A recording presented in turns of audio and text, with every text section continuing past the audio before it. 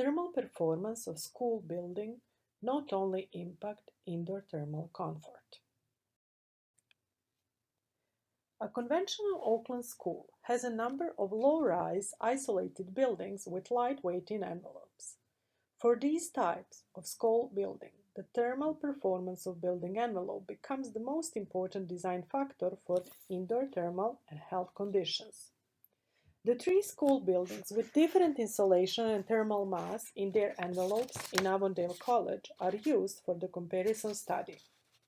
The classroom 1 is in a new building with thermal mass and with sufficient insulation in its structure and envelope. The classroom 2 is in a retrofitted building without thermal mass and with sufficient insulation in its envelopes.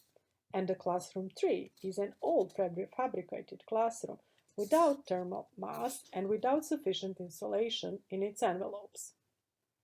The three classrooms use space heating during the school hours from 8:30 a.m. to 3:30 p.m. Auckland has a temperate climate with comfortable warm dry summers and mild wet winters. Auckland School Building thermal design not only focuses on winter indoor thermal comfort but also indoor health conditions related to high relative humidity.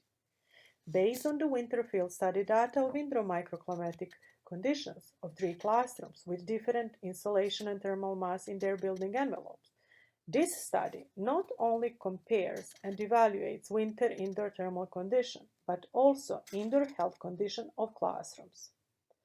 Based on the field study data, the classroom with thermal mass in its building envelope has better thermal and health conditions than the classroom without thermal mass and with the same insulation or the less insulation. Increasing insulation of building envelope without thermal mass can increase winter indoor thermal conditions, but cannot reduce fluctuation of indoor air temperature and relative humidity. The large fluctuation of indoor air temperature and relative humidity can negatively impact indoor thermal and health conditions. Research method, field study of indoor microclimate. Indoor air temperatures and relative humidity near ceiling and floor of the three classrooms and outdoor air temperature and relative humidity under the eaves of the roof were continuously measured at 15 minutes intervals 24 hours a day. All field study data of air temperatures and relative humidity of indoor and outdoor have been converted into percentages of winter time related to different ranges of indoor air temperature and relative humidity. All field study data of air temperatures have been converted into hourly mean air temperature during the winter. This study used percentages of winter time when indoor air temperature are greater than or equal to 16, 18, 20, and 22 degrees to mainly compare indoor thermal conditions during the winter nighttime, and the school hours. This study used percentages of winter time when indoor air temperatures are lower than 16, 12, 10, and 9 degrees to compare indoor health conditions.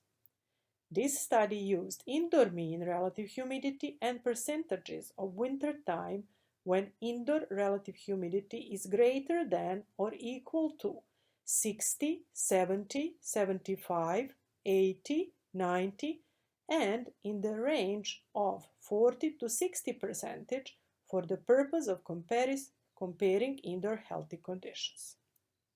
The study used winter indoor hourly mean temperature to investigate the 24-hour mean variations of winter indoor air temperatures of the three classrooms and identifies the difference in indoor thermal and health conditions of the three classrooms, especially during a winter evening, night, and early morning without space heating.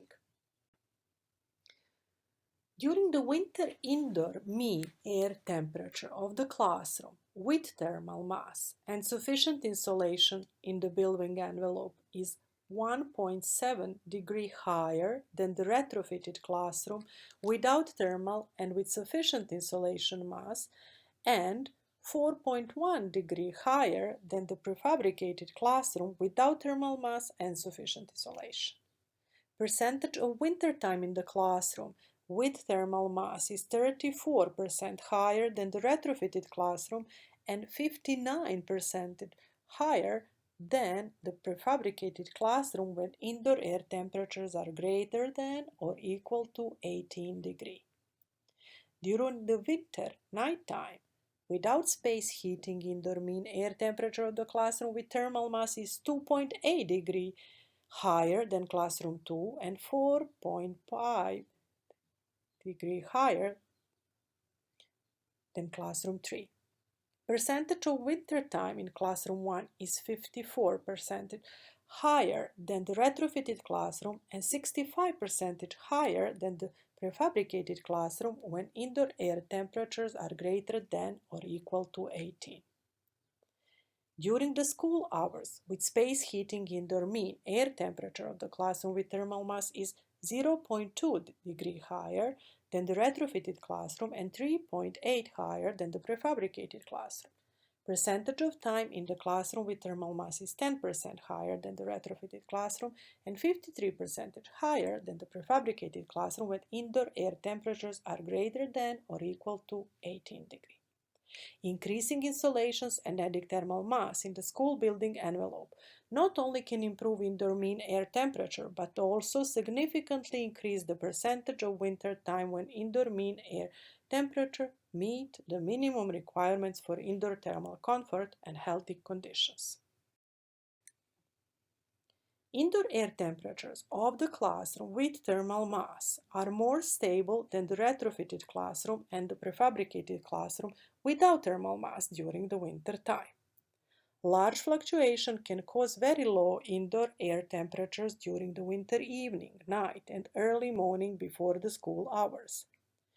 Minimum hourly mean air temperature of the prefabricated classroom and the retrofitted classroom are significantly lower than the classroom with thermal mass during the early morning before the school hours. Takes increasing indoor hourly mean air temperature of the retrofitted classroom from 14.1 degree to 18 degree takes over 3 hours, which not only negatively impact indoor thermal comfort, but also cost more space heating energy to heat up the space. Very low indoor temperature not only can impact thermal comfort, but also can negatively impact occupants' health. During the winter time, percentages of winter time of the prefabricated classroom and the retrofitted classroom without thermal mass are significantly higher or clearly higher than the classroom with thermal mass when indoor air temperatures are lower than 16, 14, 12, 10, and 9 degrees. Adding thermal mass in the building envelope not only can improve indoor thermal comfort, but also can improve indoor healthy thermal conditions for occupants. As indoor relative humidity increases or decreases are associated with a decrease or increase of indoor air temperature, very low indoor air temperature can cause very high relative humidity.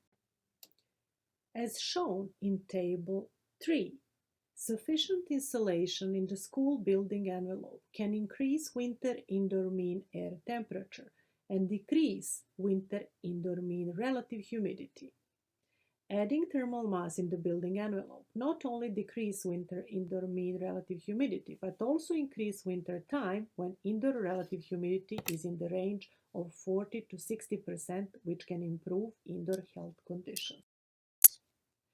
In New Zealand, there are a significant number of school buildings without sufficient insulation and single glazing window. In the current situation, retrofitting old school building mainly focuses on increase of R value, sufficient insulation and double glazing window in the building envelope, without considering thermal mass effect, which can maintain winter indoor mean air temperature at acceptable level during the school hours with space heating, but cannot reduce the large fluctuation of winter indoor air temperatures and prevent very low indoor air temperatures during the winter evening, night, and early morning.